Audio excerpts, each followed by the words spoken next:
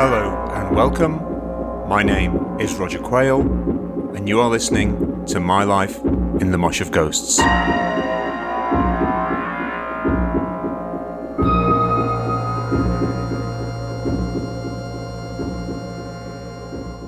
Hello there, and welcome back to My Life in the Mosh of Ghosts with me, your host, Roger Quayle, and thank you for joining me. This is episode 40. And thank you everyone who has supported me along the way with words of encouragement or sharing or retweets. It means a lot to me. Thank you so much. For episode 40, we're going to Scotland.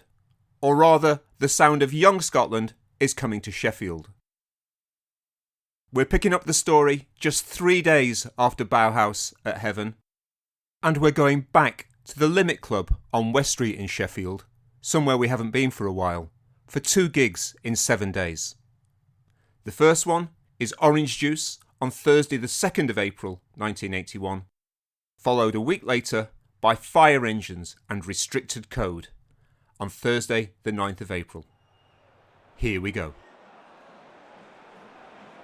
A white, long-sleeved jersey with 6 uninterrupted emerald green hoops. My first replica football kit. No number to indicate the player or position, even aged 8. This is aesthetically important to me. Instead, there is a discreet green digit on the white shorts.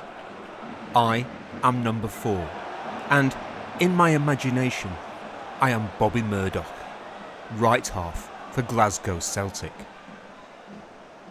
I'm fascinated by the name.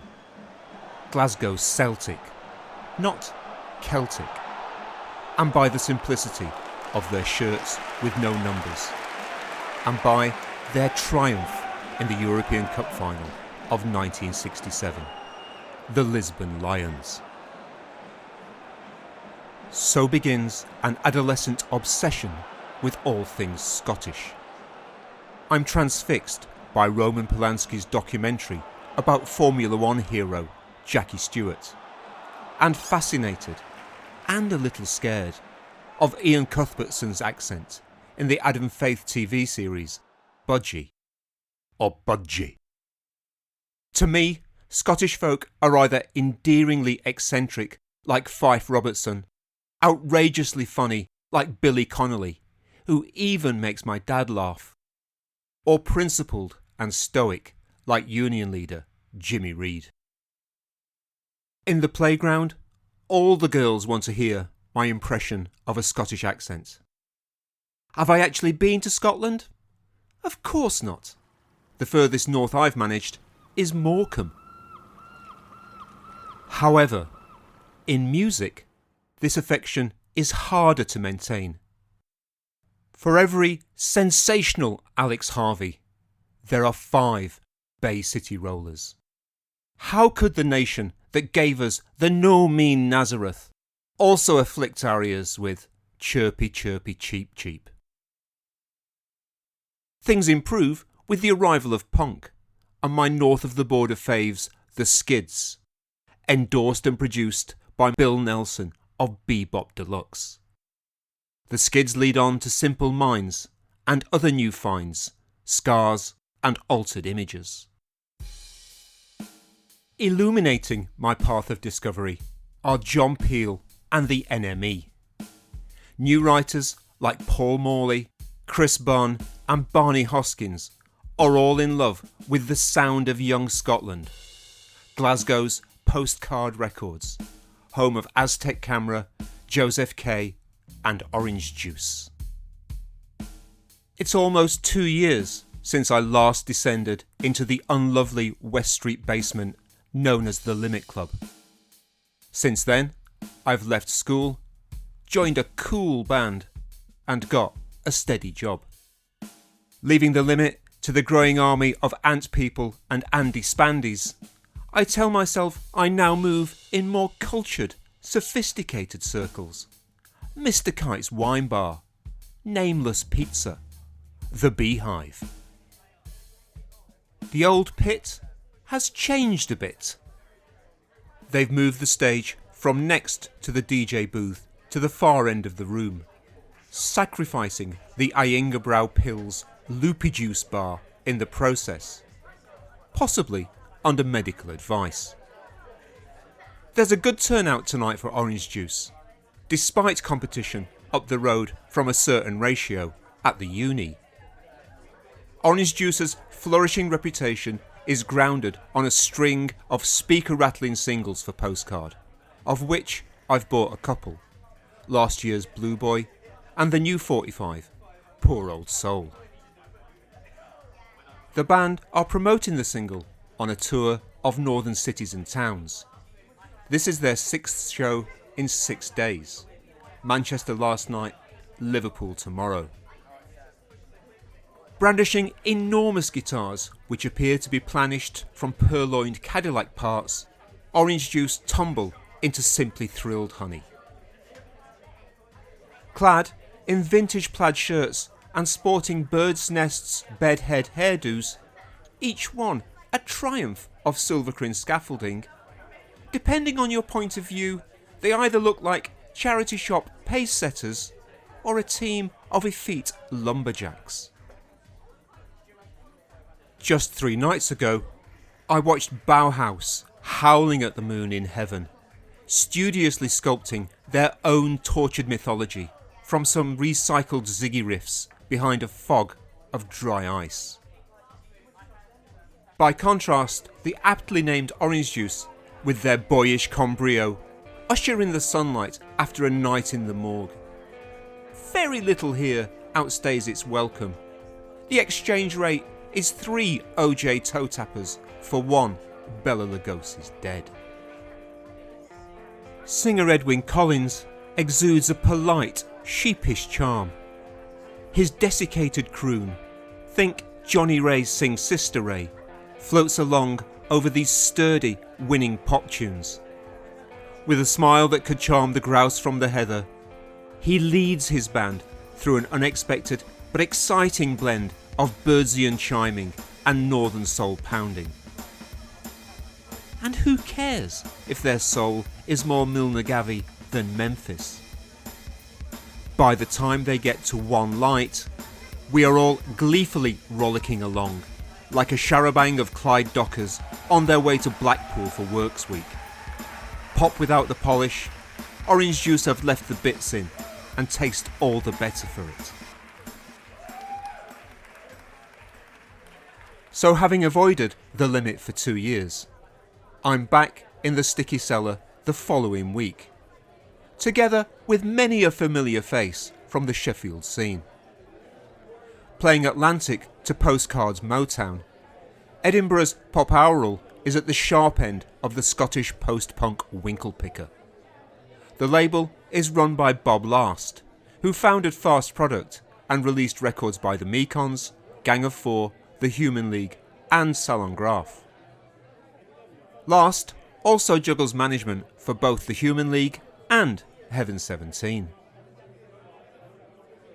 The London Inkies are predicting a roseate future for Pop Aural's Fire Engines, who, together with label mates Restricted Code, are making their way back up north after a much hyped industry showcase at London's ever so shishi Embassy Rooms 2 nights earlier.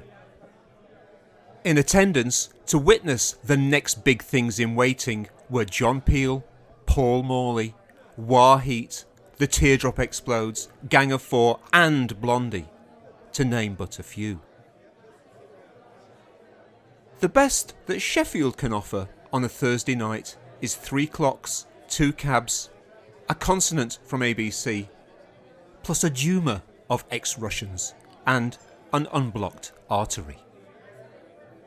Restricted Code wander on and are instantly likeable. They take familiar new wave touchstones, Talking Heads and XTC and imbue them with their own supercharged energy. The singer sounds a bit like Elvis Costello, with a range of vocal tics and hiccups, occasionally taking flight with an optimistic, trembling falsetto. Like Orange Juice last week, the songs are short and direct, and they have the band smarts to tackle tricky a cappella parts. Meanwhile, the rhythm section nudge and niggle in twitchy combat. The drummer keeps it simple. A trip onto the tom-toms needs a travel permit and malaria jabs. They finish their set with an audacious cover of Shake Your Body by the Jacksons. The drummer breaks out and nails the lolloping funky beat, and I forget I'm with my cooler than thou muso mates and indulge in a little shimmy on the spot. Suddenly, I'm back in Bailey's nightclub in 1978. If slogans were songs, fire engines would already be superstars. Just look at these titles. Lubricate your living room. New thing in cartons. Get up and use me. Meet Whiplash. We've breathlessly read that fire engines only play for 15 minutes. But not to worry, because those precious moments are the most all-consuming, incendiary 900 seconds that we are ever going to experience at a gig. Such are the levels of intensity at which they rage. Nicely warmed up by restricted code, we are ready for their hungry beat. And for the first 3 minutes, they deliver. Like a boxer eager to win the bout with a first round KO, fire engines come out swinging, punching hard and often. Off-kilter vocals, furious guitars, runaway bass, and a cowbell being milked harder than a herd of fecund Frisians.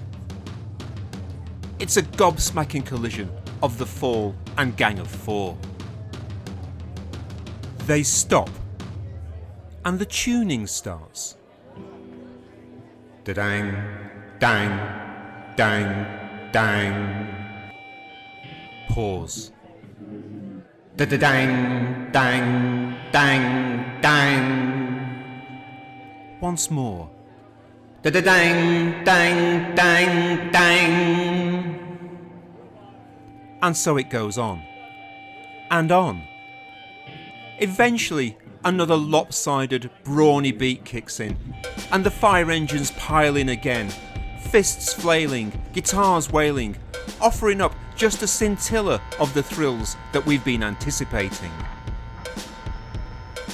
Brang, brang, brang, goes the E string as it tightens again, much like our patience.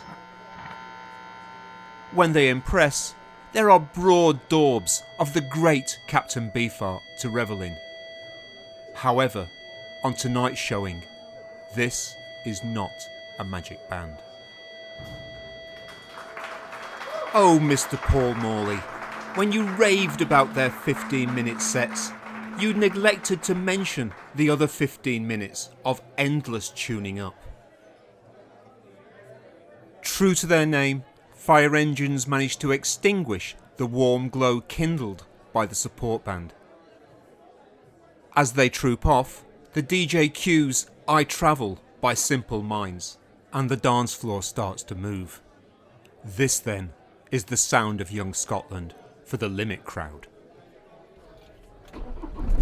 Restricted Code are probably halfway to Scotch Corner by now, with tonight's stolen show stashed in the back of the van.